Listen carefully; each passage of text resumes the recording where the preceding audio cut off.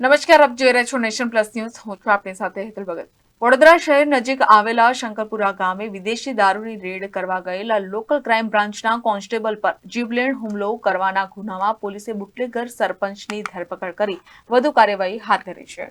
વડોદરાના શંકરપુરા ગામે 3 દિવસ પૂર્વે વિદેશી દારૂનું કટિંગ ચાલી રહ્યું હોવાનું એલસીબીની ટીમને બાતમી મળી હતી. ત્યારે એલસીબીની ટીમ દરોડો પાડવા ગઈ હતી. ત્યારે એલસીબીના કોન્સ્ટેબલ ભૂપતસિંહ પર બુટલેગર સરપંચ મહેશ ગોહિલ અને તેના 2 પુત્રો વિશાલ તેમજ મહેશે હુમલો કર્યો હતો. કોન્સ્ટેબલને માર મારી જમીનમાં નીચે પાડી દઈ ગળું દબાવી દીધું હતું. આ દરમિયાન એલસીબીના અન્ય જવાનો આવી જતા બુટલેગરો ભૂપતસિંહને છોડીને ભાગ્યા હતા. પોલીસે પીછો કરી બુટલેગર સરપંચ મહેશ ગોહિલને ઝડપી પાડ્યો હતો.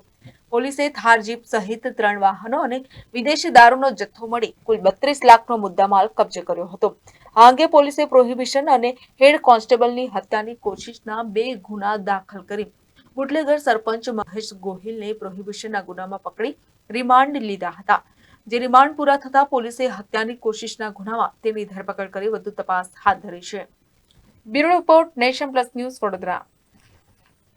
સમાચારોના સતત અપડેટ માટે નેશન પ્લસ ન્યૂઝના યુટ્યુબ ચેનલને સબસ્ક્રાઇબ કરો, બેલ આઇકન દબાવો અને ફોલો કરો ઇન્સ્ટાગ્રામ, ફેસબુક અને ટ્વિટર પર.